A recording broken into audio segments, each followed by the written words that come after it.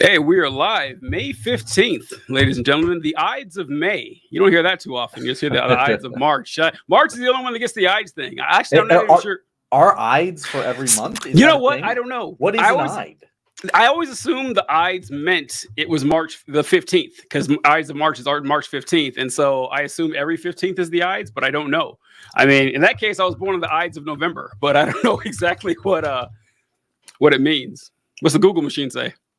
Yeah, I mean, it's just saying the Ides of March is the day on the Roman calendar, but like, I'm not seeing that it's like 15 every single time.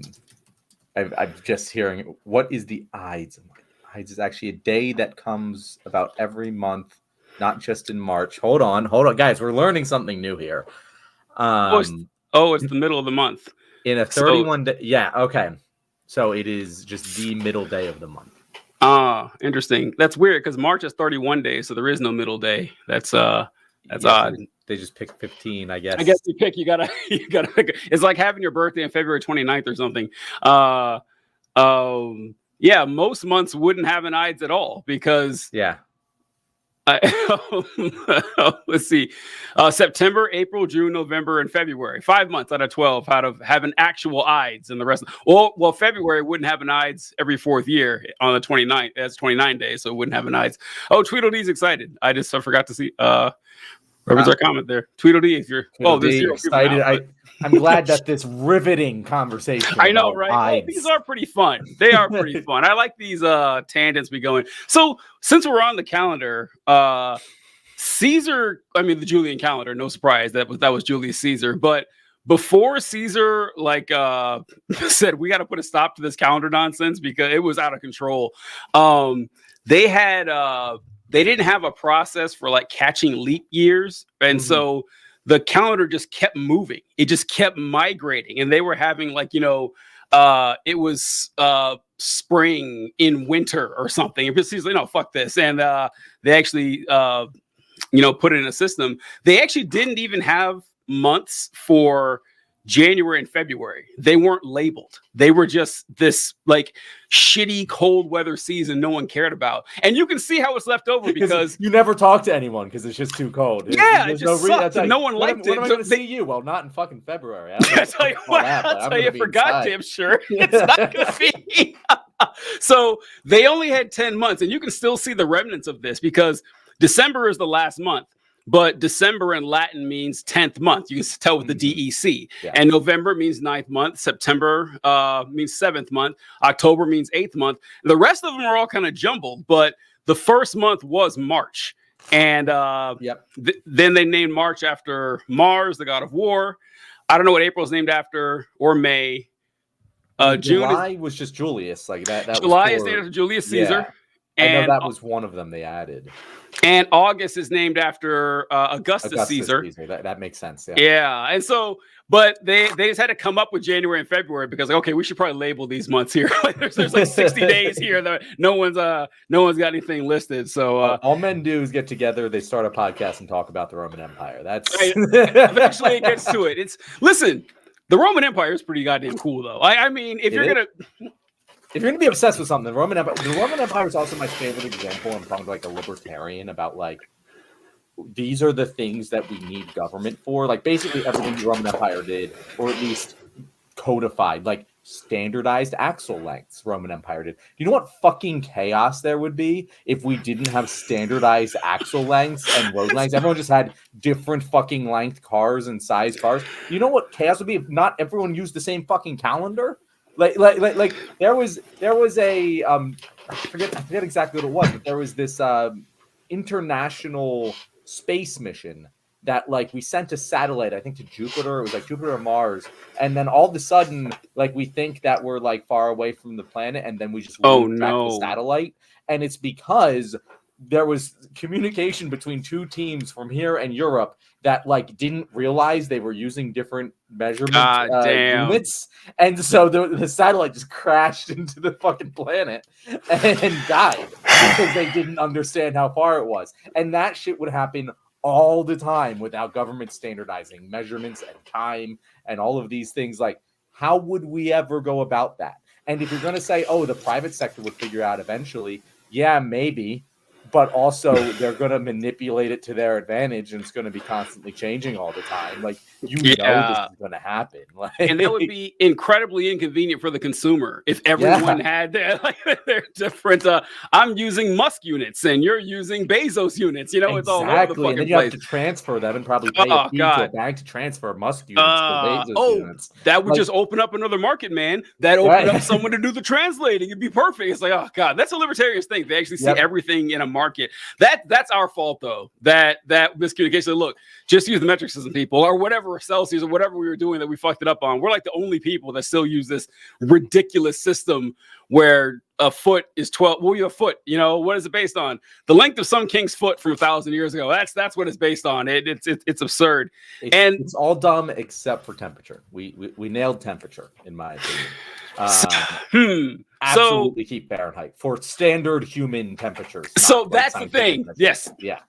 So for human temperatures, Fahrenheit, I don't know. Then again, I grew up in Fahrenheit, so it seems normal to me because like 0 degrees Celsius is based on when water freezes, and 100 degrees Celsius is based on when water boils. Mm-hmm. But it's all built around water, which doesn't really apply to us. Like, you know, Fahrenheit's built around us. Like, what is this? Like, what is that? It's like Fahrenheit's like 2.5 degrees essentially. And it like no other way. A Celsius degree is like something like 2.5 degrees, something like that. So like if my room temperature is set at 68 versus 71, those are two major different room temperatures in my brain. And in Celsius, they are the same fucking temperature. And I just can't abide by that. That's true. That's very true. Yeah. 1 degree Celsius is a major shift. That's a good point. I was talking about with the Romans and things they standardized. Military weapons or military being issued military weapons was a big one too, because back in the ancient times, it was time for war. You just showed up to the battlefield with whatever you had. Like your armor was the armor you made for yourself or the weapon you brought. And the Romans were like, no, everyone's going to get a short sword. Everyone's going to get, a spear. Everyone gets so. And they had I found this thing where someone was laughing at how the government's always ripping you off. And it showed a Roman soldier's pay. Like someone found like this old parchment and a Roman soldier had his pay and he was paid like 50 denarii or something. And it said base pay, 50 denarii. Cost of your sword, 25 denarii. Cost of your food, 15 denarii. And anyway, everything they issued him equaled his pay, so he didn't get a dime. But so I was like, yeah, that does seem shitty, but for 2,000 years ago, it was incredible. No one got that kind of treatment. You just don't have to do anything, and the government just provides for you. All you gotta do is go kill those people. Hey, you're gonna do that anyway. Yeah, and that was the thing. Your pay was the spoils. Like once we conquer this town, you're gonna go in and take all the shit you can find back home. That was your actual pay. And one more thing, which had some ethical dilemmas associated. Oh my God, did it? Yeah, because a lot of the things you found were people, and you just took them back as slaves. But one more thing Caesar did. So I was talking to someone last week about this. Caesar and look, Caesar was a dictator. Like he was a power-hungry tyrant. There is no denying it. He was also, however, absolutely fucking right about everything he said when it came to the Roman government, because the Roman Republic was facing a problem back in about 55 BC, 65 BC. And the problem was the Roman Empire had a giant population of slaves because of all the conquering and everything, and which was great for the aristocrats. It was great for the people who had a lot of land and a lot of money. The problem was that all the jobs in Rome were being taken over by the slave population, which meant that your average Roman citizen had no money. They couldn't work and they were starving. So Caesar comes along and says, hey, I got an idea. He says, I'm going to be in charge for a while. I'm going to be a dictator, and I'm going to implement like a Tennessee Valley Authority New Deal style, like public works system. We're going to build aqueducts. We're going to construct buildings. We're going to build roads. We're going to have administrative jobs, and there will be slaves will be barred from doing these jobs. These jobs can only be done by Roman citizens, and they'll be paid for it so they can survive. And to pay for this, I'm going to tax the only people who have money, which are the rich and the wealthy. Now, this obvious plan that saved Rome from collapse made him very popular with the common man in Rome. but the aristocrats fucking hated it. Like, they hated the fact that he raised their taxes more than the fact that he became a dictator. And they fucking stabbed him in the face for it. Like, that's when they got Caesar killed, was like, dude, he was right. He was 100% right on that. I mean, yeah, the whole dictator thing, not cool, but you guys weren't going to do shit about it. So, yeah, I don't know. I have mixed feelings about Caesar when it comes to that, because he was right. Well, I mean, so throughout history, there have been enlightened despots that have definitely been positive. The system process of having enlightened despots overall is going to give you net worse results than democracy. But every once in a while, an enlightened despot finds his way, and it can be helpful. That being said, I do think that it's really funny, just like, you can apply that mindset to now, and it's exactly what we should do, and it also doesn't happen. It's very frustrating that Julius Caesar figured this out thousands of years ago, and so to such an extent that, like, he's the dude, maybe the most important dude in history. For just basic shit, tax the rich. Honestly, it wasn't rocket get science. Get rid of the slaves, and use public funds to create public works. That like it's a very simple process that you can copy and paste to any era, any civilization, and it's probably going to be beneficial. And that's why we still eat salads with his name on it today. and it's we don't do it. We just can't figure it out. Like, it really, like China, and China has a lot of fucked up shit. But like one of the things that China did that, like, I don't understand why we don't just copy, is having a set plan for economic recessions where they build shit. So instead of, oh shit, there's an economic recession, we're just gonna bail everyone out. It's like, no, they planned. They're like, okay, so whenever we need to provide stimulus, we're going to build a shitload of high-speed rail, or we're going to build a whole new fucking city. And instead of just giving away the money, we're going to have a plan to how to use it. And it had issues with the high-speed rail in particular that is now coming to bear. But, like, it was still better than what we did, where we just gave all of our money to the banks and asked for nothing in return. And I don't understand why we haven't just copy that, because it would probably make everyone happy. Like it's stimulus, which we're going to do anyway, so like we might as well get something out of it, make people work for their stimulus. Conservatives will love that. Fucking businesses will love it because we're like building infrastructure and shit, and normal people will love it because it's good. It's good. It's going to make their lives better. So like it's one of those things where I'm like, how have we not copied that yet? Fucking Julius Caesar thought of it. I didn't know that about China. I didn't know that they had an automatic system in place for recessions.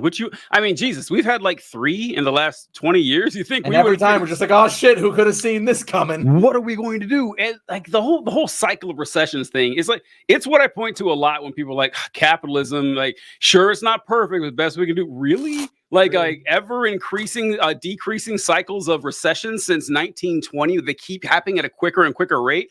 I mean, that doesn't seem stable to me. That doesn't seem like a good idea. And yeah, we really it's kind of shocking. I mean, I say this all the time, but I have no respect for conservatives except for their hustle, man. Like the fact that in the last 40 years they have successfully turned a significant portion of Americans completely against the idea that the government should help you when you're in trouble is incredible. Because if you think about it, like, why do we even bother with this whole human civilization thing in the first place? Like, the only reason we're doing this is to keep us alive longer than nature would have kept us alive. That's the only reason we're doing this. And people are actively turning against it. Like that's some world-class S-series propaganda right there. Yeah, you got to give it up for him for that. It really is. It's very effective, and it makes absolutely no fucking sense. It's just like, there's a Chick-fil-A quote from the founder of Chick-fil-A that goes something like, food is necessary to life, therefore make it good. I know this. I like that. Yeah, no, they put it on the walls of Chick-fil-A. I do like that. And I feel like the government is the same way. Government is necessary to life. As we just discussed, for all of the reasons the Roman Empire was necessary, you need some form of government. And so if you're going to have government, just make it good. Like, make it work as good as it possibly can. And somehow the conservative mindset is government is bad, limit it as much as possible, which really doesn't make sense because they don't actually believe that. Like, nope, they sure don't. If you like walked up to a middle fucking nowhere Kansas town and were like, "Hey, you got to start paying to send your kids to school now," they wouldn't really like that, you know. Hey, you got to start paying to use these roads. The Americans would revolt. But no, we should just leave it all up to the private sector. I'm sure nothing will go wrong. I know but they will say this, but when it's actually time to implement it, they know it'll fall apart. Like that, I've heard people actually say this, like, well, you know, I don't believe that, you know, the state should be responsible for educating kids. I was like, really? You're like, you want to live in a world where it's just up to every Tom, Dick, and Harry out there to make sure their kid gets a proper education. All right, 20 years from now, you're going to be stuck with a population of millions of people who can't read. That's what you're going to be stuck with. Like these parents, you think they're all going to be responsible and or afford to send their kids to school. Yeah, and they're just not going to. And then we're going to have a dumber population. And then we're going to be less productive. And then we're going to have less money. Like, and it's so obvious. They're going to be stealing from you in 15 years. That's what's going to happen. Because they're not going to have the skills to be gainfully employed. Like you will collapse human society with that kind of thinking. But I don't know. It's mainly because they don't want money going to certain people. That's what it really comes down to. Like honestly, that's really what it's about. I forgot one thing. Roman Empire. Going back 5 minutes conversation, but another thing they standardized. It's actually incredible the shit that they. It's why they were so successful as a military force for rules and regulations and record keeping. And the mile came from the Roman Empire. Like the mile was based on how far I think a Roman legion could realistically walk in a certain period of during a certain period of time. And I remember when I was in Jordan, I think I went to a Roman road, like one of those 1,000-year-old Roman roads they have.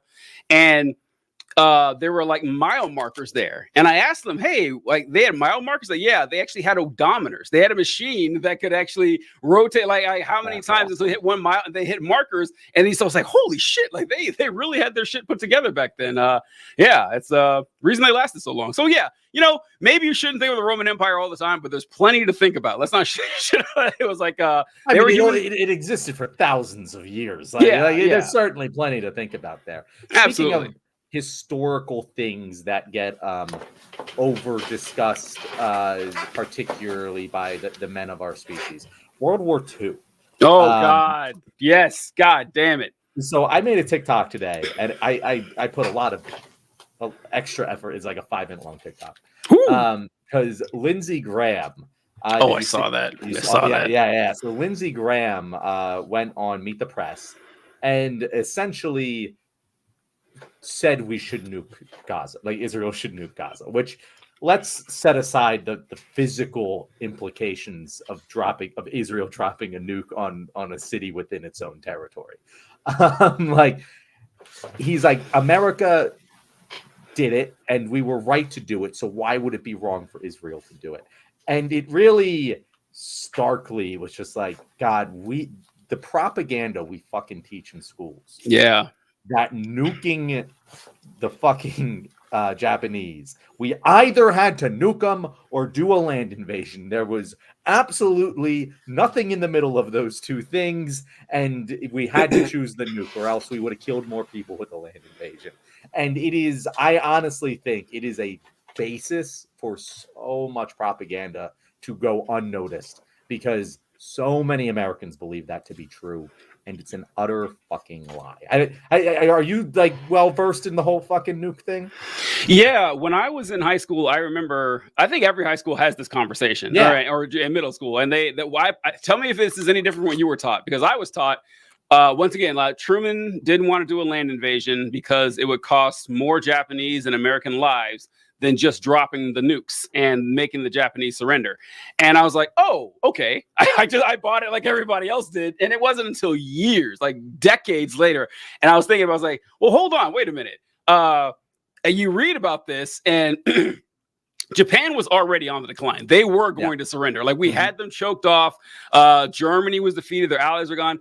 Japan was only going to last so long in this position. You could have negotiated a way out of it, and we ended up doing it anyway. They wanted to save some face, and then I found out, oh yeah, Truman dropped the nukes to flex on the USSR. That's why he dropped the nukes. Like, he wanted them to know exactly how much firepower he had. It's like, yeah, okay, this war is coming to close in a few months. Do not fuck with us because we have nuclear weapons now, and that was the main reason for it. And the whole, we were so worried about no, not really it.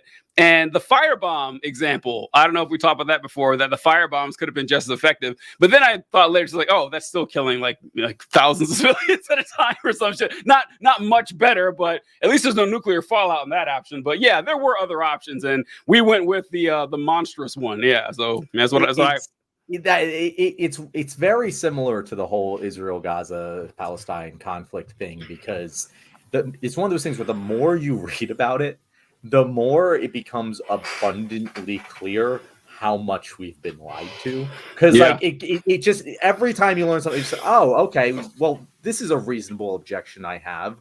And then it's like, oh, well, yeah, that they were fucked up about that too. Like you mentioned, like the Russians. It's like the Russians had actually agreed with FDR to declare war on Japan and force a surrender. And then FDR died like 2 months, 3 months later, and Truman was like, fuck that. I don't want them to surrender to Russia. I want them to surrender to us. We have these nukes. Let's fucking use them. Literally, the Potsdam Declaration, Russia was supposed to sign it, and they just released it without letting Russia know. And Russia sent a message to us that, like, hey, we want to sign that too. And it just, our Secretary of State Burns just never got it. He's like, well, I just missed that. And sorry, guys. And then they invade, they declare war, and then the next day we bomb fucking Hiroshima, or was it Nagasaki? It was Hiroshima first, yeah. And it was the Japanese were just like, fuck it. Well, we don't give a shit because you've been firebombing all of our cities. We don't care if we lose more cities. Literally, the fucking emperor just said, yeah, we just didn't want a land invasion because you're going to steal our fucking shit. Like the imperial, the emperor's like new clothes or whatever the fuck the imperial and like it's just like, so dropping the bombs, not only was it not that false dichotomy, but it has come out through like the fucking if you ever look at the what was it called, the Allied bombing survey, basically, and like fucking General MacArthur and like so many military advisors are like, yeah, the nukes are completely unnecessary. We had aerial superiority. They were going to surrender to someone eventually. All we really needed to do was tell them that they could keep the emperor, which we ended up doing anyway. But Truman was basically just like, yeah, I want it to like look like an unconditional surrender. It needs to look good politically. And so we're going to nuke 2 fucking cities to make me look good and also scare the Russians, which obviously didn't scare the Russians, or it did scare the Russians. It scared them into a nuke. In a way, it's really one of the worst decisions in human history.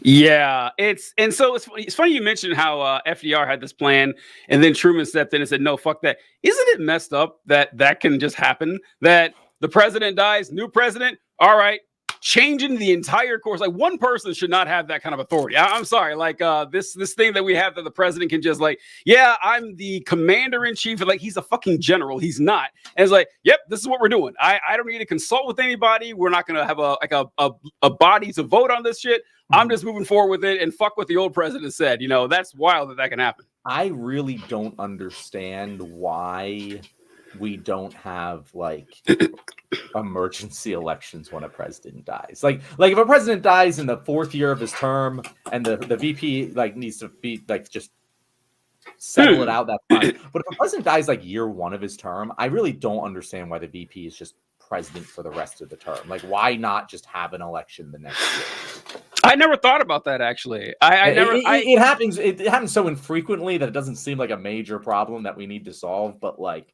it fucking could be. And in this situation, it also wouldn't have solved the problem. Like in any situation, you needed a president. Truman was the guy.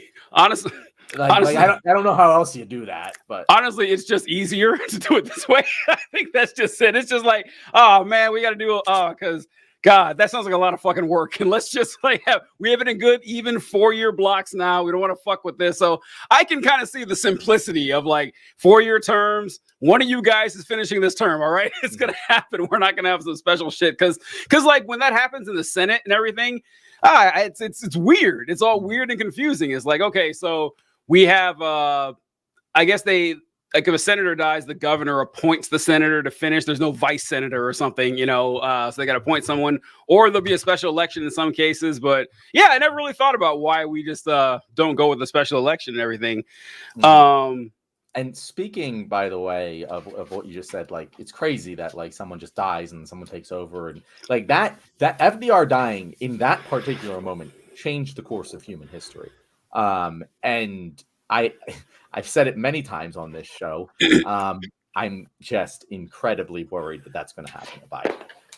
FDR was 20 years younger than Biden when he died. Oh, that's insane. If Biden dies at some point between now and November, that will also change the course. Game over. Game over. Trump takes over, and the only thing I could maybe hope for in that scenario is that Trump has a sort of lame duckish presidency where he can't get the forces that he requires to enact a fascist takeover to actually stick with him, because he didn't really there would be open questions, but still I see the bad path laid out before me. Yeah. And it's very scary. And it starts with Biden dying in fucking September. This kind of ties us back to where we started in the beginning, that Donald Trump is like the polar opposite of Julius Caesar. If you look at, he's like a bizarro Julius Caesar. He is the same, instincts to seize as much power as possible. He has no fucking clue what to do with it. You read about what Caesar did before he was a politician. He was an accomplished general, a writer. And this is how Julius Caesar had his shit together, is because he's one of the most recorded human beings in history. We have tons of records written by him, his campaigns. Mm-hmm. We have stuff written about him by his generals, by his friends, his opponents, and his enemies. And to a man, they all say, yeah, fuck this guy, but damn, is he good. That's how you know you're good. When everyone, no matter who they are, has nothing but it's like Tom Brady. It's fuck him, I hate him, but I have to admit, he's really good. Trump has that by his sycophants and everything, but everyone else who isn't this guy's a fucking moron. There's nothing about it. Everyone who works with him doesn't want to work with him. Yeah, there's nothing impressive about him whatsoever. And this is why it's so weird that I can't. He has a cult built around him, and I can't think of anyone less deserving of a cult than Donald Trump, and he has one. I can think of a few, but yeah, that I agree with you. It does blow my mind that this is the guy they latched on to. I don't get it. I really there were better options. If you wanted if I was a conservative who fucking was racist and hated Obama, I don't know why Trump is my guy. I really don't. Well, I think the one reason is because the money. Is that if you're a conservative, you believe that the more money you have, the better person you are. And I mean, not always, but generally that's true. If you're rich, you are the best person. You've won at life. So why would I listen to these other 15 losers on stage? He's the rich guy. I mean, that's the guy. They've crafted 100 years of going with this philosophy. And that's just the base conservatives, though. But a lot of Trump supporters aren't necessarily political. They're just people who it's the TV man. It's the funny guy, Donald Trump. And he got a lot of support there. So it was this perfect mix. And then he won. And they see him as this magic figure that they have to follow. We caught lightning in a bottle with this guy. So I would just be so embarrassed. But then again, because I'm smart. And if I was conservative, I wouldn't be. So, that just kind of goes with it, I think. I don't know. I was just thinking, I feel like Elon Musk deserves his cult. Elon Musk, I understand the more deserving than Trump, definitely. Yeah, it's just he actually accomplished things and did things, and he's also racist, and he's also very good at just kind of playing a shell game to continue infinite growth, and not actually building anything himself. Like, he has all of the cult leader things that makes sense. Donald Trump just, I don't think he didn't try to like develop. I guess he kind of did. Now that I'm thinking back to it, like, he did develop a cult of personality before he entered politics. Yes. Kind of just used the lessons he got from like being a grifter and like reality. Like, he just built a brand off of his name, and that's kind of what a cult is. And he just entered into politics. Like, I actually can't think of another person who just like did that, like just total brand off their name. That was that big. What Trump has, that's the most important thing for the cult that Elon doesn't have, is charisma. Like, Trump is like great on stage, and he's funny, and you know, he knows how to talk to people. And Elon Musk, like, all the money in the world, and he has no clue how to talk to people. Like his biggest mistake was making himself a public figure, and Trump lives to be a public figure, so he's more suited for the role, at least in appearances. So I think that's what put Trump ahead. And that, I'm trying to think of another example of someone who just built a cult of personality and then just dove into politics. I'm trying. There's got to be a good example somewhere, but I mean, I like Ross Perot is kind of like an example, I guess, but he kind of, he definitely built it. Like, he was always like, I don't want to do it, but that was part of his fucking shtick. I feel like that's the only other example I can think of that, like, Jesse Ventura. Yeah, Jesse Ventura. I'm not as well versed in Jesse Ventura, but I feel like so Jesse Ventura in the old days was a pro wrestler. He was always on TV wrestling, and he was an actor. He was like in Predator and shit.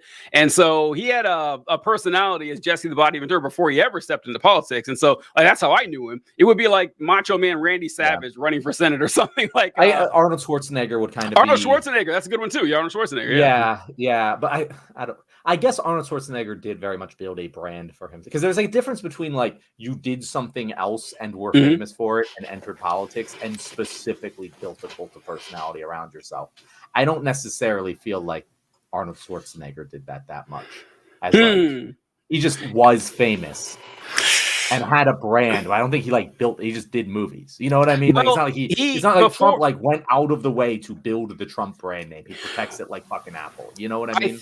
I think that Schwarzenegger's a little different because he was famous, but before he did movies as Mr. Olympia, and he put bodybuilding on the map. Like, before the 1970s, body was some weird thing people did in garages somewhere, and it became like say what? It still is a weird thing. But I mean, like, it became like a more like people knew what the hell it was and everything. So he kind of built his name up a long way even before he was acting. So I mean, it's not Trump level, but he's from fucking Austria and something. Like, like, it's amazing. It's honestly incredible. He's as famous in the country as he is. Like, given his roots, like, he has that thick ass accent, and he couldn't speak English for like half of his career. It's wild. It's wild, man. Yeah, hats off to Arnold Schwarzenegger. Like, truly the American dream. Like, I do respect the shit out of Arnold Schwarzenegger. Like, I'm sure he's not a perfect person, but I have a lot of respect for that man. And a name like most people can't even pronounce. I mean, look, everything was stacked against him pretty much, and he found a way to make it. That's fantastic. Sheer force of will. Speaking of jump back to World War II, I wrote this down. I forgot to mention one weird thing about World War II or the ending is that it's kind of amazing to think about how good of an allies we are with Japan and Germany today. World War II was not that long ago, man. Like, it was not that long ago. Like, there are plenty of people today alive who were alive in 1945. Like, it's not that long ago, and they're two of our best allies on planet Earth. That's pretty amazing, considering everything. So Germany makes a little more sense to me. So, because like, as much as like, they were fucking awful, the Nazis, like, we kind of did that. Like, and by we, I mean the international community, the Western community, kind of did that to Germany. Like we absolutely crushed them economically after World War I, and then Hitler rose to power out of that fucking turmoil, and then all of that happened. And so it's a little bit like okay, we can return back to where we were and assist each other, and that's the way we should move forward. And that does make sense to me that it kind of went about like that. And to the Germans' credit, they kind of mea culpa, they got rid of the look, they gave us their scientists. Gabe, huh? They've been surprisingly cool since World War II.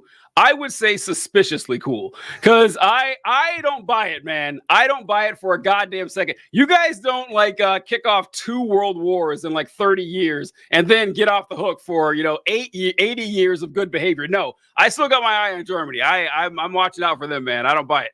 It is. Yeah. Japan is the one that confuses me. Like, genuinely, Japan was probably worse than Nazi Germany, like in the sense that like it wasn't kind of a flash, because World War I was, again, also not really Germany's fault. Like, right, it was a whole clusterfuck. World War II was Germany's fault, but like, but also the circumstances, as I said, that led to it being Germany's fault were a direct consequence of what we did to Germany after World War I. So like, it's with Japan though, they just kind of were an imperial colonial force that was raping and pillaging their way across a large landmass. And it was really, really bad. And then they just kind of stopped. They're like, you know what? Fuck it. We're good. We'll get rid of our military. You take care of it. And the turn on the dime there, because they also maintained the same leadership for, more or less like the same. They never fucking mea culpa. Like they never were like, yeah, our bad, we shouldn't have done that. Like they just kind of were like, yeah, no, America, you're our daddy now, and we will do what you say, and that worked for everyone. And they're the ones that I would like not trust so much, because they never even admitted they were wrong. It is wild, because Japan doesn't get nearly enough shit for what they did during World War II. Hitler's like the greatest thing that ever happened to Japan. Oh my God. It's the greatest thing that happened to Imperial Japan, because you read. So George Bush Sr. was a fighter pilot or a bomber pilot, one of the two. I can't remember, during World War II. And him and his co-pilot were shot down above Japan and taken prisoner. And the Japanese executed and ate his co-pilot. Like he was rescued before it happened to him, but this is the shit that Japan was doing, man. You can find videos, or not videos, you can find pictures of the Japanese military having like prisoners of war on their knees, and like guys with swords, and they were beheading them and shit. And read about the rape of Nanking and what the Japanese did to the Chinese. It is what was that medical unit they had where they did all the torture shit? Do you remember what that was called? I don't know what you're referring to. Yeah, so there's we have a lot of scientific breakthroughs that we found out because of the work of the Nazis. Oh yes, like the fucking like, that's how we know how much water's in a human body. Exactly, because they dehydrated humans. Yeah, the Japanese did that. I forget what the name of the medical unit they did these horrible experiments were, but yeah, they do not get nearly enough shit Unit for all the stuff that they. Unit 731. Okay, all right, cool. Yeah, it's awful shit, man. So you're right. They get off the hook scot-free on that, and a lot of it was because the Japanese were looking for respect, which is ironic to me that they were acted like fucking animals and everything. Because Japan started growing into a world power. Narrator, what's up, my man? I assume you're a man. Actually, I'd never asked. But Japan rewrote. I have always assumed narrator's a man, but that is very, very sexist to me. Just to very assume, sexist. The guy speaking, that's got to be a dude. Yeah. Japan rewrote the history, so a lot of Japanese people. No way. Well, actually, that's what everyone does. Like, and now I think, why am I surprised? We're talking about how America did that with the news. Yeah, we do it all the time. This conversation started. Hard for the course, but Japan started rising as a power back in the early 1900s, and they first tested their strength against Manish. All right, I can dig it. Against the Russians in 1908. And I think the Russians had control of Korea, the Korean Peninsula, and the Japanese wanted it for themselves. And so they kicked off the Russo-Japanese War. And the Russians were like, fucking Japan? Are you kidding me? They're taking us on? And they had a hard time. Like, Japan was actually putting up a good fight, and they were winning. But I think it was like a stalemate-ish. So, like, Russia got some embarrassing losses, and they brought Teddy Roosevelt over to negotiate terms between those two armies. And that's when Japan got put on the map. Like, holy shit, they can take on the Russians? These guys mean business.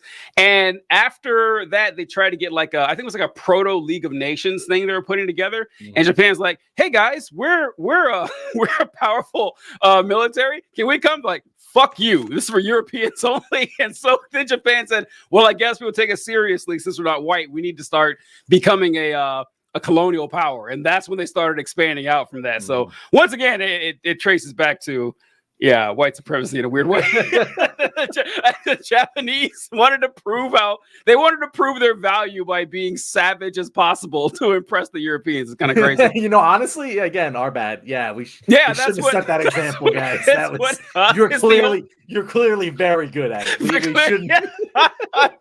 Guys, wow, god damn. You gain our respect. Oh yeah, it's fucked up. That's some fucked up shit. Took 2 nukes to the face. Yeah, and you were still saying you want. They were like the fucking Black Knight in goddamn Monty Python. Holy Grail. Like they took 2 nukes, and still, like I want to make this clear. It did not change the stalemate in the Japanese government. Like the 2 nukes did not change a single person's mind in that government. The emperor was just like, I've had enough. Yeah, that is insanity, man. Did you ever hear that story about that one guy who was at Hiroshima when the nuke dropped and survived, and then he was at Nagasaki too when it dropped and survived? Yeah, I should hold. Let me find out. I don't even care if that's real. I'm gonna believe that it is. that dude, he created Godzilla. He fucked a fish, and that's how Godzilla happened. All right, I can't pronounce his name, but it's Tsutomu Yamaguchi. Let's see. He was a 29-year-old naval engineer. The only person in history known to have survived 2 atomic bombs. Well, yeah, there's only so many that experienced. He might be the only one to have experienced 2 atomic bombs. Yeah, that's some wild shit. Let's go find the story maybe on this guy. Let's see. And he was in Hiroshima. He was 29 years old, preparing to leave when the first atomic bomb fell. Let's see. Wow, he spent the summer looking for work hours, tankers. Where did he go in Nagasaki? Well, I can't find what he was doing at Nagasaki too. But man, talk about bad fucking luck. That's talking about or great luck, I guess, depending on how you. Okay, go ahead. Sorry. If I'm very much not a religious person, but if I got hit by 2 nukes, I'd be like, you know what? I'm finding a God, I'm believing him, and I'm praying to him, and I'm saying I'm sorry for whatever I did to offend you. Right. I would start believing in God or Satan. One of the two. Definitely, it'd have to be definitely one of them. All right. So, like, how can you not think that like the world is about you? Like, you get hit by a first nuke ever. It's like, shit, what happened to a lot of people? Go to fucking Nagasaki. Ooh, nuke. Can you imagine like the fucking moral dilemma that dude was in, where he's like, where do I go now? I know. Right? You'd live in the forest or something. You'd go live in the woods. So it says, despite being on the verge of collapse, Yamaguchi dragged himself out of bed on the morning of August 9th and reported to work at Mitsubishi's Nagasaki office. Around 11 a.m., he found himself in a meeting with the company director who demanded a full report on Hiroshima. The engineer recounted the scattered events of August 6th, the blinding light, the deafening boom, but a superior accused him of being mad. How could a single bomb destroy an entire city? Boy, what a horrible question to ask, buddy. Yamaguchi was trying to explain himself when the landscape outside suddenly exploded with another iridescent white flash. Yamaguchi dropped to the ground. I should be laughing. Yamaguchi dropped to the ground just seconds before the shockwave shattered the office. Windows sent broken glass and debris careening through the room. I thought the mushroom cloud had followed me from Hiroshima. God damn, poor guy. Wow. The atomic bomb. You would think it's just the same thing. Right. Yeah. Because he had to have been dreaming about that every night. I mean, only been a couple days, I think, since then. Like, how could you not? That's awful. That poor dude. Yeah, no, again, it's not that we're laughing because like we're laughing at the dude. It's just it's such a fucked up situation that how can you not laugh? Like, you got to get through it somehow. The bomb that hit Nagasaki was even more powerful than the one dropped on Hiroshima, but as Yamaguchi would later learn, the city's hilly landscape and reinforced stairwell had combined to muffle the blast inside the office. His bandages were blown off, insult to injury, and he was hit by yet another surge of cancer-causing radiation, but he emerged relatively unhurt. For the second time in 3 days, he had the misfortune of being within 2 miles of a nuclear explosion. For the second time, he'd been fortunate enough to survive. That is wild, man. That is insane shit. That poor bastard. I'm just saying, if anyone nukes Philadelphia, I would like to just die in the blast. Right. I would like to not survive that. Yeah. I don't want to live with the consequences of having gotten near hit by a nuke. Yeah, I wonder how he died. Like, I imagine he got cancer. Probably. Yeah, I imagine he got. Let's see. How long did he live? Or just killed himself. Whoa! He lived till 2010. No fucking way. He was like 94. Let me see. How have they not made a movie about this guy? 93. My math is off by 1 year. He was 93. The nuclear bombs couldn't even kill this dude. Dude. I need to learn more about this dude. I need to read a fucking. Please tell me he wrote an autobiography or something. The craziest thing to me isn't the second tag. The first tag, he went to. Oh, that's a good point. Mm-hmm. He was at work 3 days after the first attack. That I did laugh when it said his boss was asking for a run. Although I can't kind of see that. If I just lived through a nuclear bomb, it's like, yo, I need to hear about this shit. Like, a lot of people would want to know what's going on. My boss wouldn't be high on the list, though. Let's see. They did. It was called Unbreakable. Oh, okay. They just whitewashed it. No. Unbreakable wasn't about it. No, that's a joke, right? Unbreakable is about a real person, isn't it? I never saw Unbreakable. What's Unbreakable? It's the thing that he holds the fucking piece of wood over his head. That's all I remember about it. I had a fucking coach that watched the movie and just kept being like, this dude. Oh, he says it's a joke. It's a joke. Log over his head. Narrator said it was a joke. It wasn't about Unbroken. Unbroken. Yeah. I never watched the movie. But god damn, that is fucking wild, man. Yeah, it's that is crazy shit. Man, why did I have this written down? You said the world. You'd have no choice but to think the world is about you. Mm-hmm. I think about this a lot of times with superstition and religion. It's all based upon way less evidence that the world must be all about me. Mm-hmm. And I say this about astrology. That so as I hope most of you know, astrology is fucking nonsense. It's absurd. It's absurd, but a lot of people believe it, and it's harmless, I guess, but it's ridiculous. But astrology makes sense if you believe that the Earth is the center of the universe. Like, if you believe that the Earth is the center of the universe, and you have these lights in the fucking sky, and okay, we have the sun and the moon. The sun gives us heat and light in the day. The moon gives us light at night, and it's good for making calendars. All right. What about these other lights, though? They must mean something. They have to mean something for us, because obviously we're at the center of this whole experiment here. So you start to concoct stories about it. That makes sense. In a world where you think that the Earth is the center of the universe, where these stars were in the sky when you were born must mean something for me. But now that we know they don't, why are we holding on to this? Why? Why does this even exist anymore? I don't get it. It's incredible to me, because astrology. So there's people who are just oh, it's just fun nonsense. Right? Yeah, cool. I play fantasy football. I understand. Yeah, exactly. But the people who actually believe it, it's just insanity. It's dumber than religion, because at least religion is oh, this is been around for thousands of years. Someone's got to be right. It's at least, but with this, it's just you're telling me that everyone who just happened to be born in this month is having their just everyone. I've met people who were born the same month as I am. They're incredibly different from me, and you're telling me that they're the same, and that has from a fucking young age, that has never made sense to me. I remember just reading those things. I was like, I don't understand. Why? My buddy is nothing like me, and he was born a day after me. I don't understand how this applies to both of us. It's all just based on magical thinking and confirmation bias. That's it. The entire thing is based on that shit.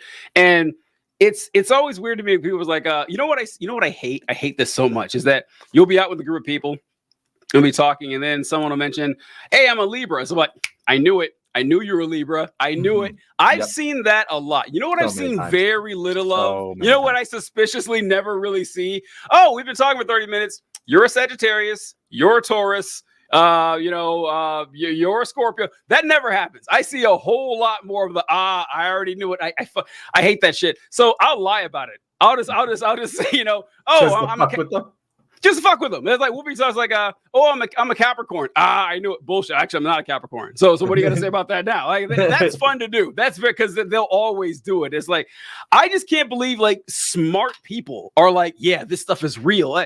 Then again, I say this shit about religion too, and even more people buy into religion than astrology. So I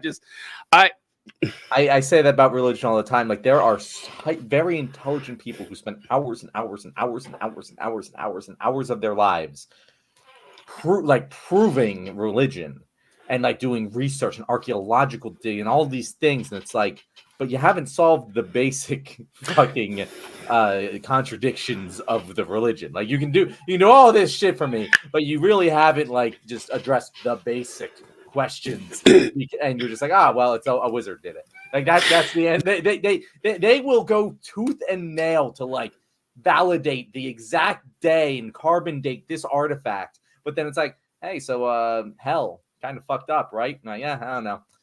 God works in mysterious ways. Well, there's a reason they do that shit. There's a reason they focus on like this big news. Did you see the news article? They found Solomon's temple. They found coins with David's. It's like, all right, fine. David was real. Great.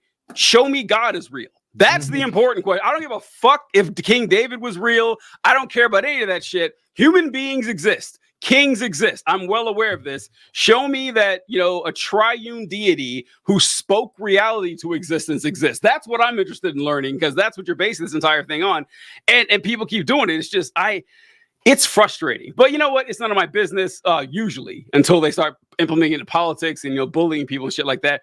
I'm amazed at what convinces people. Like, I'm shocked sometimes to see what convinces people. It blows my mind.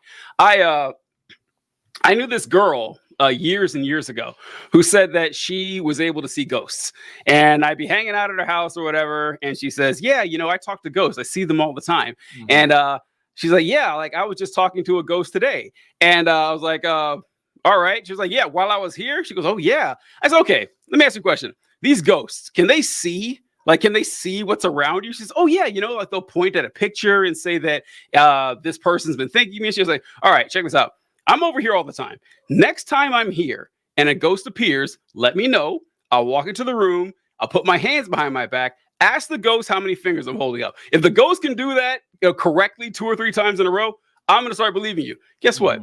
Ghost never showed up again. Ghost never showed up. Weird how that works, right? It's like, weird. Just give me a simple experiment and you can tear this entire thing apart every single time, but they keep saying, I don't understand. It's literally just like those scams. King David was pansexual. I don't know. Go ahead. Sorry. I believe it. I have no frame of reference. I don't know why King David was a pansexual, but I believe it, narrator. He had a best friend named Jonathan that a lot of people was like, David spends a lot of time with Jonathan, so maybe that's what I'm talking about. Okay, that might be it. Yeah. Well, that wouldn't. But I mean, gay. Like I buy gay, but pansexual is a very specific. Oh, that's true. Yeah, I feel like people didn't like pansexual didn't exist then as a definition. So like, I don't know because like our concept of homosexual and bisexual and straight didn't exist either in a lot of cultures. Like that's kind of unique. Yeah. So if you were saying, oh yeah, most people at that time were pansexual. That's just the way it works. That I would also just be like, yeah, I believe that. I'm not going to like question it. I'll just believe you at face value until I see evidence to the contrary. But like, that's a very specific claim. So, narrator, if you have any other information, I am interested. I'm more interested in how we know King David was a pansexual than I am in the fact that King David was a pansexual. What the fuck were we talking about? Religion, believing ghosts and shit. I was talking about people who said Jonathan, maybe by. There we go. Okay, there you go. Yeah. That's one named after. So that's there you go. Jonathan was a great character in the Bible. I always thought Jonathan was cool. And I don't know if people talk about him, but Jonathan was always down. He was about like David was like, hey, and the thing was that Jonathan was Saul's son. And David was supposed to replace Saul as king, which meant that he's stealing Jonathan's job. And Jonathan's like, yeah, cool by me. I don't want to be king anyway. Like, wow, all right, this guy's pretty cool. I was thinking of another story about, I love, like proving this supernatural shit wrong is just so easy. It's like just a simple experiment. Show me proof. That's it. I had a girlfriend who said that she could read energies. She said that, I can look at someone and I can feel their energy, what kind of person they are. And she was saying that, sometimes when you're coming down the stairs, I'll know it's you instead of, my son. Or I was like, well, yeah, of course you do. Because, of the weight of the person and the gait coming down the stairs, you recognize how people walk. And so she's like, no, you say it's that, but I can feel the energy. That's how I know who it actually is. And I said, okay, let's do an experiment here. I'm going to stand in a room and you walk in blindfolded, or no, either me or your son will be in a room. You walk in blindfolded, take one step inside. Will you be able to tell just based on our energy who's in the corner? Like, how often do you think you can get that right? Because look, if you get that right with that either I'm in the room, he's in the room, or no one's in the room, and you can get this right with anything better than 33% chance, I'll believe what you say. And she's like, oh, well, I'd rather, yeah, of course not, because it's bullshit, because you can't detect people's energy. It's not how this shit works. I don't know, but people keep saying that, like, the reason you can feel people's energy is like subconscious things you recognize through people's actions, like how they're moving, how they're standing, micro expressions on their face that you're not really noticing, but it's not fucking spirit energy. People, it's not real. Like, God, it's so frustrating. I get so mad about this and I shouldn't, but I hear people say it all the time. It's insane. I do think there is, how do I put this? I think that the spirituality people are onto real things. Yes. That do exist, that we do not understand. And the thing that pisses me off is that they claim to understand. Yes. Like, if you told me, like, hey, yeah, no, there's plenty of shit we don't, as humans, understand. Like, animals behave in freaky ways that we don't understand. There must be something impacting them. I don't know what it is. Yeah, that's for sure a thing. Like, my dog, she's got like the only way I can describe it is a vibes detector, where like she knows who's a good person and who's not a good person. She just knows it at fucking sniff, and like it's accurate like 90% of the time. like just from seeing someone, she'll like either get defensive or be like totally cool with them. And I know which of my friends are assholes, and she gets it right. Like, she gets it right. And there's something beyond my understanding that allows her to do that. She knows when it's going to fucking rain. I don't know how she fucking knows it, but she does. There's something going on. We don't know what it is. There's other dimensions. Who fucking knows? But it's I guarantee you it's not what the fuck whatever spiritualist you're talking to, they're not correct. And I will take the field. Thank you very much. Well, yeah, I'll take the field, because that's what it comes down to. It's like, I mean, it's nothing you haven't heard before, I know, but so I understand why ancient people believed in gods. I don't fault them at all. It makes sense. Too. Makes sense. But I would too. In fact, I did for a long time. Someone must have done that. Now I'm fucking know. Right. Yeah. So you're outside and the ground starts shaking. All right. Tell me why the ground starts shaking. And I have two people, and one of them says, I don't know. I got no opinion on this. And the other one says, there's a giant man underground shaking. Okay, all right, I'm gonna go with the giant man. Like that's a conspiracy theory is better than no theory at all. So we've had plenty of things we can't explain, and there are plenty of things we still can't explain. However, we've got religious and spiritual answers for a lot of these things. And over time, when we found out the real answer, like, oh, it's actually a natural phenomenon. Not one fucking time, not once have we ever had like a natural explanation for something. Oh, actually, it was demons the entire time. It was demons all along. We were wrong with the natural answer. So that's never happened. And I'm starting to suspect it won't happen. Like, I'm starting to suspect that's not going to be the case whatsoever. And that she might be responding to how you are around those people. This is why I say when people say that they can read people's energies. You know what a good example of this is? In the Army, I remember them talking about how, you know how you're out and you get the feeling someone's watching you? You kind of have that gut feeling. They said, I remember them training us, listen to that feeling. They say, because a lot of time you're right and you don't know it. And I remember thinking about why that would be the case. And so like I came up with, this is my headcanon theory here, that you're used to like this ambient sound around you that you can't really measure, but your brain recognizes it. And when something is off about that, like you're out in the woods and like the sound of the bugs like 25% less than it should be, your brain notices that. It's like, whoa, what's going on here? Like natural prey instincts. Exactly. And so that's my theory on what happens. It's like, it's not something you consciously process. It's just something that you're used to when you like your brain is processing 100% of this. You're operating on paying attention to like 5% of it. But your subconscious brain is like, okay, something's up here. I don't know what it is. And that's your gut feeling. And of course, when we feel that, we can't explain it. We're like, must be from the great beyond. No, it's probably not. It's probably not. It's probably not some like ghost talking to you. It's probably just your human brain that's more complex than you could possibly imagine.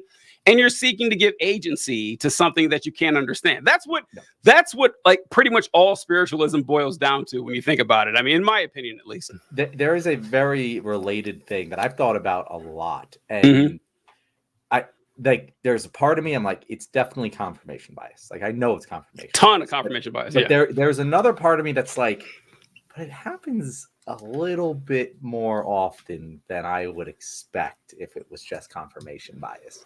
And what it is when you're looking at someone and they very immediately look up directly at you and make eye contact. And I've done it too, where it's just like I look up and someone's like looking at me and I make eye contact with them, and just happens to be the area I looked up to in that moment was exactly where the person was looking at me from. And like, I know, have you noticed this before? Because like, I know it's confirmation bias, but like it's bizarre how often like you're just looking at someone and they happen to glance up directly into your eyes. Like it doesn't make sense to happen by random chance. I never really thought it was anything other than that. I've really never thought, because that has happened to me, but I never thought it was weird, because it doesn't, like you said, it doesn't always happen. I mean, it doesn't always happen. So it's very much confirmed. But just think about like all of the directions they could have glanced, the infinite number of like angles they could have taken, and how often they glance up directly into your eyes. It just seems like it happens more than it statistically should. I'm not saying it's mysticism. I don't know about that one. But it does, maybe it's another. I don't know, but it feels like you can feel someone's eyes on you. And you know that you can feel someone's eyes on you in certain situations. You definitely can. And like there's other factors there, but I don't know. There could be something there, is all I'm saying. I don't know what it is. But.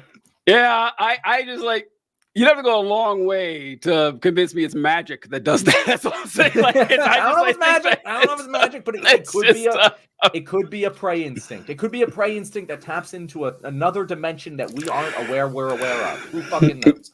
You know what I mean? That's what I say about the supernatural, is that I say that I don't believe the supernatural exists. Not only that, I say the supernatural cannot exist. It's impossible. I say that because if something was real, like a different dimension, and we could prove it, it would cease to be supernatural. It would just be part of the natural universe. So it would just be natural. Yeah. So like supernatural is just, a word people use to describe something that they can't explain and come up with an explanation that makes sense to them. An explanation that's sufficient, but not necessary. It's like, oh yeah, this is why whenever people talk about, so I believe that it's more likely than not that aliens exist in the universe. I mean, it's massive, like it's got to in some fashion. And I don't believe for a second that they walk among us, that they're here, and that, the people see alien craft. No, I don't buy that at all. And because even the most convincing story about a UFO, okay, sure, it could be an alien. It could be an extra-dimensional traveler. It could be a time traveler. It could be a ghost. It could be a demon. It could be a fairy. It could be a robot from the future. Who knows? And so, like, just saying that it's an alien is like, okay, that's just a guess. That's not better than any other. It could be Batman. Who the fuck knows? Like, you're just making shit up. And so, I mean, really, like, I don't understand why people got, this is definitely aliens, man. It's like, no, you don't fucking know what it is. Honestly, all it is something that you can't explain, but you're desperate to have an answer for it, so you'll latch on to anyone you can. It's I don't know. It just seems like lazy thinking to me. I don't get it, and I see it all the time. One of my favorite conspiracy theories that I truly do choose to believe deep down. Oh, what's it? Is that there are aliens, but like they aren't aliens. They're earthbound and they live deep under the sea. And the atmospheric pressure difference makes it so we've never come into contact. But like, if you look at like octopus, they have like human level social brain capacity, and like can survive theoretically infinitely deep. We're not, very, very deep. And it's like, it seems like there's a decent, like, I feel like if we're ever to encounter another form of sentient life, it is more likely to come from deep down in the ocean than interesting. I like this. And that's the one I believe in. I choose to believe in. I like it. Not much evidence to support that, but just it seems like just the speed of light being the universal speed limit. We're never going to see one of those infinite alien species unless someone changes that whole speed of light thing and get past it. But the atmospheric pressure thing, I feel like we can figure out eventually. That one we can. There could be a separate species living down there and existing down there that we cannot fathom and cannot have ever made contact with. That's interesting. The Aquaman hypothesis. I like this. I like this. Octopus are pretty interesting because I fucking love octopus. They're incredibly smart creatures. Like and they have 9 brains, which is insane. Like each of their arms has its own fucking brain, which is something insane to think about. Their own brain is massive. Like most of them is brain. It's incredible. Like they're like They're really good at problem solving, and I mean, where wouldn't you be with a brain that large? Yeah. But like octopus, that's why I talk about people who say. Also, I think it's bullshit. They communicate through touch. Like that's how sensitive their skin. They don't need to see something to replicate its texture and color perfectly. They just have to touch it, and no one knows how they do it. Yeah, their replication skills are underrated. Chameleons talk a big game, man, but watch an octopus like completely copy, like not even the texture. They can't do that. They can mimic the look of the texture. Like it's incredible, like the stuff that they can do. And I always think it's bullshit when people say they see aliens and they just happen to look like us. They happen to have a head, 2 arms. So like, get the fuck out of here. There's no way that's the case. And it's like octopus are a great example of how you can have a very intelligent species or dolphins are a good example of this too, that are nothing like us at all. And the odds that an alien would like for some reason look like an ape, insanity. Like they have all the shapes it could take. And the thing about octopus look like what you think aliens look like. Right. I would just like survey, like people didn't know what octopuses were. Just like, hey, draw an alien for me. Octopuses are very close to what. The short people with green skin and big head. No, come on. I'm sorry. Like, sure, they could look like that, but the chances that they just amazingly look just like us, it seems like he kind of made this up. But the thing about octopus that is great to me is that they're really smart, and I put them in the running to be like a successor of ours. Yes, 100%. In fact, I would say they're my most likely. So. I don't know. I put it in like a category. I don't know about my number ones. So I like octopus, elephants, chimps, and dolphins, or like in my A group or whatever. They're all incredibly smart, and they have like the elephant trunks. They can hold pencils with those things. It's pretty crazy. Elephants are awesome too. Whales, elephants, and octopuses are way smarter than anyone thinks they are. And the weird thing about octopus is that the octopus at a disadvantage because they don't live very long. Like octopus only live like 3 years, which is kind of bullshit. Like I don't know, that's kind of fucked up. But if an octopus, because the advantage octopus have over the other, so I feel like anything that would kill humans would also kill elephants. Like they're not survivable enough. Oh, I see. And it would probably also kill monkeys. Like I just can't think of a thing. Yeah, unless it's like sea creatures have an advantage here. If it's a specific disease that only kills humans, that's the only thing that wouldn't also kill elephants and monkeys. But interesting. Octopus, they exist all down there. We haven't found all of them yet. Like they can survive a nuclear holocaust because they're just in the ocean, and they all, unlike dolphins, can walk on land. And so I feel like if there's some catastrophic event, octopus is my number one. I like it. That's a good point. Did you know the reason most ghost stories come from Victorian era is that because that was when gas lines were made and there were gas leaks causing I mean, I believe that, but ghost stories existed way before that, though. I've always had ghost stories, right? Yeah, ghost stories have, but I feel like the documented like ghost stories. I can believe there was an uptick in ghost stories. I can see that. And like the fun thing about the Victorian gas lines, and then we'll have to cover our topics because we're well past an hour. I love Wednesdays, so we just shoot. I do too. Wednesdays are so fun. They are fun. I love it. But the Victorian gas lines, they actually like caused people to kill themselves, especially women, at very high rates because all they had to do was stick their head in the oven, and the gas would just kill them. And when they literally like stopped that like specific type of gas in the gas lines, and it decreased the amount of women committing suicide by something. Oh my God, I didn't know that. Yeah. Wow. And it's one of those like when people talk about like gun violence, like you can't count suicides, so they're just gonna find a way to kill themselves. Anyway, no, the fuck they will not. It's hard. Suicide is like... a very it's not just like like if you look at like suicide survivors, they don't actually often kill themselves. Like they kind of learn their lesson and don't do that again because it's a very specific moment.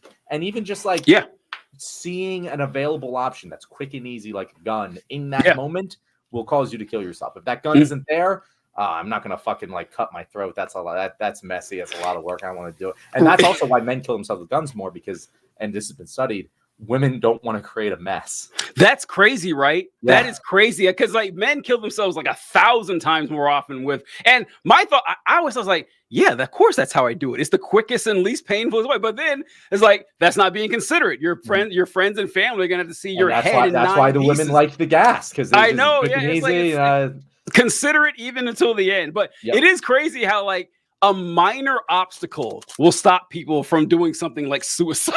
Like just a minor thing will stop them. It's kind of that shit is kind of wild. I don't know. Anyway, So one more. I was mentioning you said that changing those gas or those gas lines, whatever, decrease suicides. It's kind of like when they narrator. Wait, put that up from narrator. Did you also read Humankind, or was it Humankind? No, it wasn't Humankind. It was a Malcolm Gladwell book. Because I think it was a Malcolm Gladwell book, but that's where I got that from. And it also mentioned the Golden Gate Bridge, where people fell off. I'll remember. And then they put up like suicide nets, and like they were so adamantly against putting up the suicide nets. And like study after study was like, no, you put up the suicide nets; it'll stop people from killing themselves. They put up the suicide nets, and no one who jumped off the Golden Gate Bridge attempted to kill themselves again when they were caught by the nets. Yeah.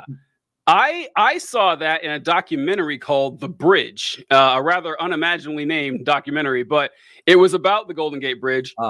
And there were like 23 suicides a year off the Golden Gate Bridge before this net went up. And they said the exact same thing. There was a guy who jumped off the bridge and lived, and he hit the water and his legs broke, and he was rescued by a dolphin. It's crazy. Like a dolphin just showed up. And I'm believing in God. I'm believing in God. Right? Yeah. I don't care what I don't care what anyone says to me. That guy, he can believe in God, and I will not judge him. Listen, if I were him, that would be the day I gave up on human God and started worshiping dolphin God. That's what would happen if that was the day. I'm hooking up with Hiroshima and Nagasaki guy, and we're starting a cult. They're gonna start an Avengers team of unkillable human beings, but when they asked him, hey, you were so like depressed and down that you did like, what were your thoughts when you jumped off? Said the entire way down, I wish I hadn't done it. Like that's exactly what he said. And of course, I mean, that's your adrenaline kicking in. Your body is built to live, not to die. And so your brain is just firing on all cylinders like, oh man, you got to survive. But when you mentioned kill yourself jumping, I can't like you're stuck. You're just stuck. There's nothing you can do. It's not the one I would choose, but there's worse ones. There's worse ones. There's got to be worse. I mean, if I got creative, I could think of plenty of worse. Fuck no, man. Like that's just your body screaming in agony for oxygen for 5 minutes. Fuck out of here, man. Not happening. But I had a kid I knew in college who killed himself that way, and I remember thinking that is not the way I would ever go about it. But it's actually shocking how common it is. Like, right? It seems horrible. Yeah. And the other thing I would say is that when you talked about the gas leak and fixing that in the ovens, it reminds me of when they started making companies put like this bitter agent in the antifreeze, and then like the rates of women poisoning their husbands started plummeting across the country because they were putting antifreeze in his coffee or shit. That's what that reminded me of. So yeah, like small little changes like that, you can actually save a lot of lives. But yeah, we did run long today, but yeah. So earlier in the show, we had like no viewers for the first like 15 minutes was longer than usual, and then we got up to like 6 and then to 4. So this is pretty average. I like the starting later thing. I like this. This works like a lot. It just gives us time to get. I feel like we had a better conversation because I wasn't still just thinking about work for the first. I know. 30 minutes, I agree. All right, topics. All right, I don't have a lot here. I only have one thing that I actually want to talk about that I think could be a good one. Did you see that video with the Chiefs kicker? Talking at that college? I didn't. I heard of it. I have not watched it. Oh, so perfect. I'm told. I think that's a great topic. Yeah, that's gonna be a good one. And that's all I got. Our guest tomorrow is a trans lawyer who takes pro bono work for, like, she's doing pro bono work for the, like, I don't know if it's Columbia, but the campus protesters have been arrested. Like, cool. That's like what she fucking does. So I imagine that the gender analysis will probably be right up her alley. But yeah, that's perfect. And then anything else from that? That's all I thought was interesting. Everything else was stuff we talked about. I couldn't find anything new that I thought was interesting. I don't know if you did. So there was. I want to talk about Biden's EV tariff on China. Did you read about that? No, I haven't heard about that. So he's announced that he's going to be levying 100% tariff on Chinese cars, an EV specifically, which is really fucking dumb for so many reasons. What? Yeah. So that'll I gotta read about this. Hey, what the rationale is? That sounds weird. Plenty to discuss there. Huh. Then there was I wouldn't mind doing a conversation about him just being in denial about the polls. That has been a thing that we haven't talked about too much, but like has plenty of things to jump off on. He also, do you see he and Trump agreed to do 2 debates? Did you see that? And that was the third thing. Oh, okay, all right. Yeah. That was the one. So we'll do. I'm just going to put this together. So we got the Biden's poll denial. We have the Harrison Butker, and we have the EV tariff. And the debates. And wait, narrator, do you mean export or import? Because the tariff is on our side, right? I mean, it can't be on China's side. We can't. Did you hear about Republicans blocking cancer research to own the lips? I heard about that. That's true. Can't let them get a win. Even where did I hear about that? I remember reading that they block cancer research. I'll look that up. That might be something. Yeah, We'll narrow it down a little bit offline here. But Rachel, thank you for coming. Unfortunately, this is our shorter show, and we're already 16 minutes over. Rachel, definitely be here tomorrow. It'll be 7:00 tomorrow. Usually it's 6:00 on Thursdays. Tomorrow we are accommodating our guests, so it'll be 7 to 9 tomorrow. And typically on Wednesdays we'll be here from 6:30 to 7:30. For anyone to just come and shoot the shit with us for this. We got to name this, Tito. We got to find a name for our Wednesday show. Yeah, we should. Yeah, we'll come up with it. We'll get the brain trust together. Let us know if anyone's watching this and they watched this all the way through. Give us a name. Drop it in the comments on this video. Let us know what we should call this segment, and maybe we'll give you credit if you come up with a good one. Thank you very much, guys. This has been The Left Wing. All right, later. Cool.